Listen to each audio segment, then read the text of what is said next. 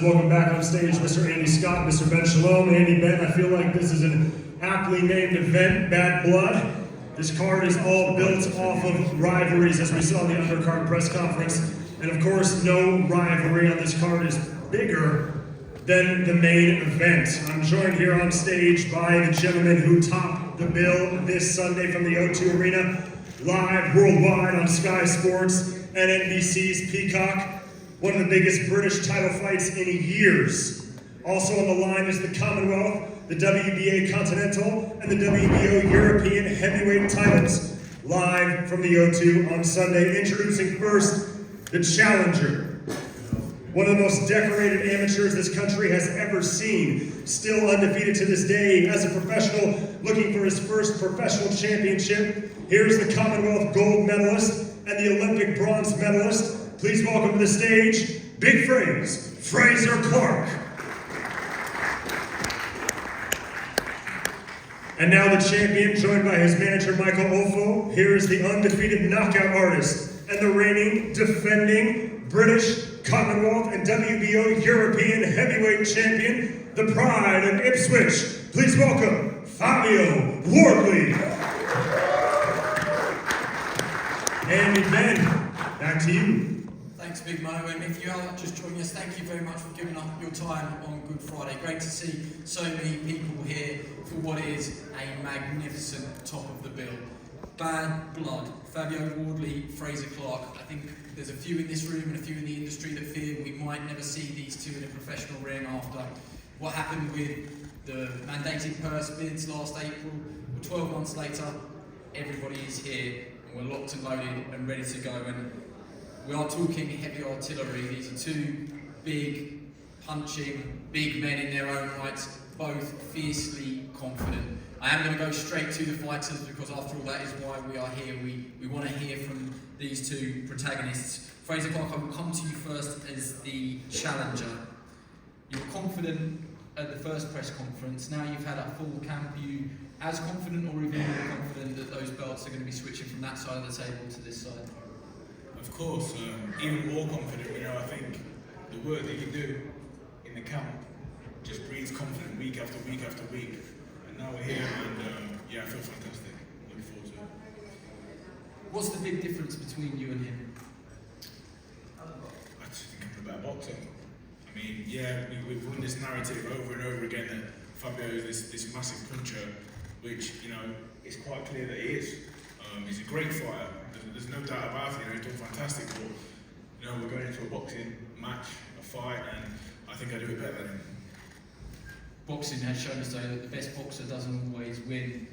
If you have to be the fighter, can you do that as well? Of course. This is something that's not new to me. I've had many battles in my life, in boxing, out of boxing, that have prepared me for moments like this. A tough amateur career, as we know, and not so many lessons as a pro yet, but I feel like, during all them years, all over the world, different people in front of me, different sparring partners, different opponents, you pick up a thing or two along the way, and I feel like it's prepared me well for this moment. I think you're a realist, and he's played a great game of trying to get under your skin, and I think at times he has been there. Are you made a peace? Are you focused now on fight night? Is there anything you can say or do today that can change your mentality or get under your skin? There's no doubt about it. He's very annoying at times, and he plays it very well. He's clever in that respect, and I have to take my hat off to him. Like I say, not just him but me as well. We felt like we both sold this fight very well. It's going to be a massive clash. But at this moment in time, there's nothing he can say or do that can get under my skin or bother me. I'm a professional, and I'm fully focused now on my job. I've had big moments in my life and my career along the way, and this is just another one of them. Do you believe that he believes in what he's saying there? Yeah, I believe that he believes it. Whether he's able to execute on it, whether that's the outcome or not, is a different question entirely. I'll ask you the same question. You were confident when the fight was made. Are you as confident or even more confident now you've had however many weeks that was? I think 9 weeks. Yeah, I'm just as confident as I was before the fight was made and before we even got to getting everything sorted and really ticked off. Even the first time around, I wanted to fight him.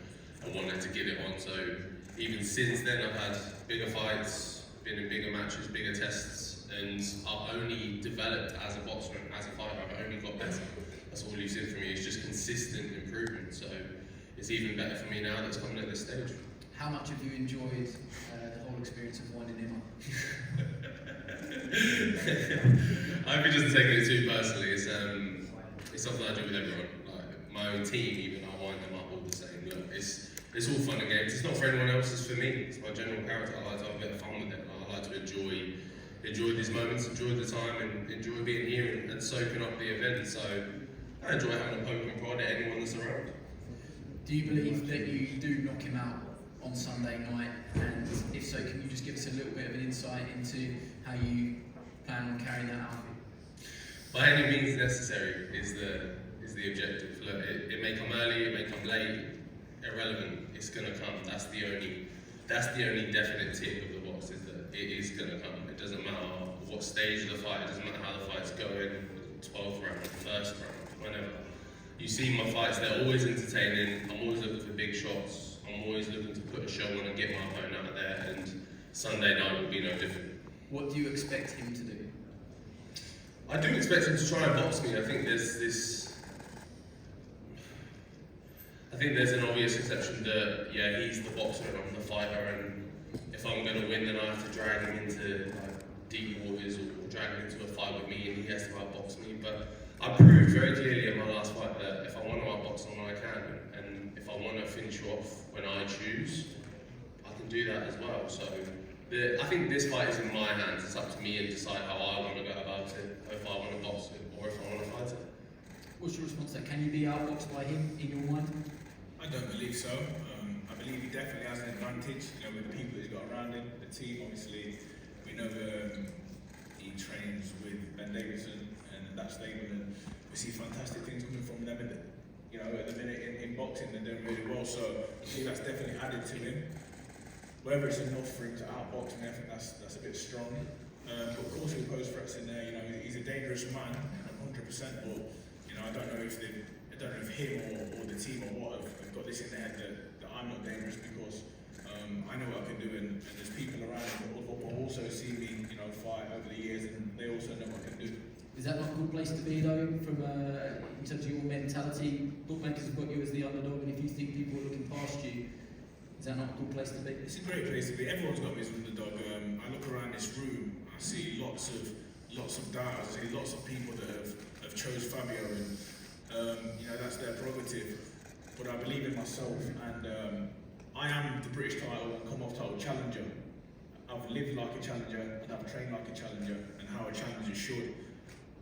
I have no objective other than taking them titles back with me on Sunday. I've looked past it, nothing at all. I'm focused on beating the man in front of me, and that's Fabio Wardley. I asked you the question yesterday, but not everybody would have seen it. You probably made a few enemies in Ipswich when you two decided to do what you did at half time, but you probably made a few fans in Norwich. Is that fair to say? No, if you want to check my DMs, it's just people from Ipswich threatening to give me a good booting.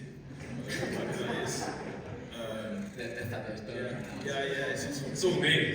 I've got about 18 different accounts. Some crazy guy last night. I don't even know who he was. He was bizarre. He had something to do with alloys. He was having a rant down the camera at me. But yeah, I won't be going there anytime soon. And as for the Norwich fans, of you guys, they've my new army of followers. But what people need to understand is that, I played the pantomime in a little bit. We've seen it over the years in boxing. We've seen it from the top to the bottom. We're trying to sell a fight, and once again, I believe we've done that well. And Bank Holiday Sunday is going to be a good one for me anyway. That was aimed at you as well. The football crowd that you've got, the incredible support. We saw it on the pitch. It's probably a good pressure. We talk about good pressures and bad pressure. That must be a great pressure to have Ipswich behind you. And I don't know if you've seen the story. Frazer made some friends with a local scaffolding company out on his run with Ipswich Scaffolding, who gave him a bit of stick whilst he was out running. So you've obviously done a good job there. A bit of stick. I've never run so fast.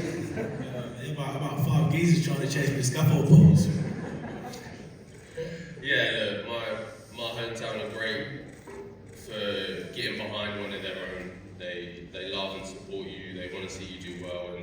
And even from the early days, even before I was on big stages like this and headlining the O2 and whatever, even when I was doing small ball shows and fighting where there was a couple of hundred people and stuff, they were always, the town itself was always behind me, always supporting me, and it's fantastic that I'm able to bring Ipswich, put it on the map and bring it to a stage, a global stage like Sky, like Boxer, put it on a main event at the O2 Arena as well, and just kind of, it almost feels like a bit of a give back of like, thank you for them early years of support, and here's our little moment as well. So the O2 Arena on Sunday night is going to be blue and white. I'll give you two a bit of a rest and bring in the wider teams. Ben Shalom first. Public enemy number one actually resumed 12 months ago. It's been a long road to get to this point. Now you've got it, and the way that the tickets have gone, you must be relieved and a little bit vindicated to play the game. Yeah, I think so. I think both fighters are delighted with the way it's worked out. There's not many narratives in boxing that cross over, and this has captured the imagination of the nation. It's got bigger and bigger and bigger, and now we're here a couple of days out from the O2, headlining the O2, selling tens, over 13,000 tickets I think sold so far. It's a huge night for both of them. I think they'll both look back on this fight as the most important fight in their career. I truly believe that. I think it's everything on Sunday, and credit to both guys because they've played their part, they've sold the fight, the fans get to see a British heavyweight title fight, probably the biggest in recent years. I think back to Anthony Joshua and Dillian White and what that did for their careers and the platform it gave them, and they both went on to be pay-per-view stars in their own right. Both these guys have that potential, and both these guys are desperate to win on Sunday, and yeah, a huge night for British boxing. It's delight. I'm delighted to be part of it. We've had bad blood, albeit some bit tongue-in-cheek, through the build-up, and today I don't think people should get it twisted yet. There's a hell of a lot of respect between the two, but are you expecting once that first bell goes that respect is out the window? Yeah, I think so. Look, certainly from our side, you know, Frazer's the Olympian. Frazer's the one that has the chance to become the fastest ever British heavyweight champion. I think people forget that. He's moved extremely quickly. He wants to prove a lot of people wrong. Of course, there's respect there. What Fabio's done in the professional ranks, you have to tip your hat. You know, without the amateur experience, he's got better and better and better. There's so many unknowns in this fight, and anyone trying to predict it can't see the full picture. We've not seen Frazer Clarke really tested in the professional game yet. We've not seen, in my opinion, Fabio in there with anyone close to Frazer Clarke's ability. It's a pick and fight. As you said, the rivalry is there, but the respect is there. It's got the narrative, it's got everything, and the atmosphere, I tell you, on Sunday night will be absolutely electric and a perfect outfit for the sport. Let's bring in Fabio's manager, Michael Afogue, known as Magic in the industry. Great to have you up here. How much confidence have you got in your man? And that's kind of a nice little link there that Ben said. It does take us back to probably the best British title fight we've had in recent years in Anthony Joshua and Dillian White, when you look at the similarities between the two rivalries. Yes, 100% believe Fabio Wardley is going to win. It's up to Fabio how difficult he makes this fight, but the winner will be Fabio Wardley. I don't think Frazer Clarke has the tools or the mental capacity to test Fabio Wardley. So Sunday, look forward to a victory, and look forward to celebrating afterwards and moving on to bigger and better things. The eagle-eyed viewers will have seen you pitchside at Portman Road, and you were all shouting it's too soon for you. You still believe that it's too soon for Frazer Clarke? Yes, it's way too soon for Frazer Clarke. You know, as an amateur, we all know he was second best to AJ, he was second best to Joe Joyce, and now he's going to be second best to Fabio Wardley. Do you have a response to that? My days of being second best are over, mate. Been there, learned from it. There will be no second best come Sunday night. This is your second best heavyweight. I believe I'll probably take out your best heavyweight as well. And you use that to look like that you think so. Okay, one for the future. You've got to get through Sunday night first off. Exactly. It's very easy to talk when he's not here. For a monster to overcome on Sunday night, and I'm 100% sure that Fabio is going to dominate this guy. We haven't seen him do anything convincing as a professional. I can't sit here and lie to the public that he's done amazing things as a professional. The last best performance we've seen him as an amateur, and that was however many years ago. You're only as best as your last performance, as they say, and we saw what Fabio had to overcome and what he done on the night. So if you're a betting man, go with Fabio Wardley. Are you lying to the public, or is that overconfidence on the side? Yeah, of course they're overconfident. They're looking at me as an easy torch. And I think, I'm not sure what world Mr. Magic lives in. I think he's going to have to give some of that magic to Fabio, but Fabio knows this is not going to be easy.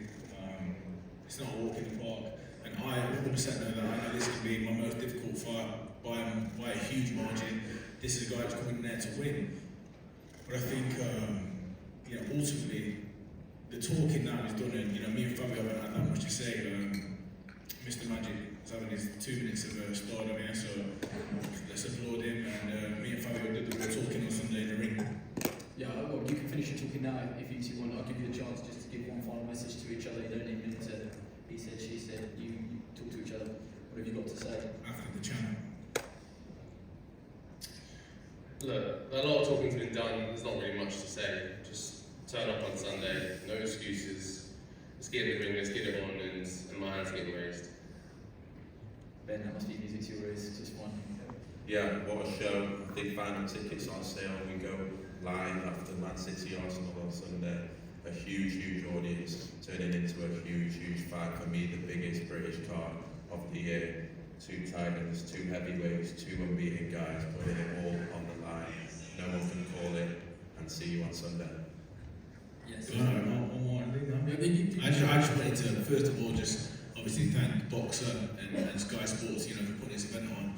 And my last thank you actually goes to Mr. Fabio Wardley. I think we all need a dance partner, and I believe on Sunday night he's going to be mine, and he's going to bring the best out of me. So without him, I wouldn't have been able to get where I'm at right this second. So thank you for the channel.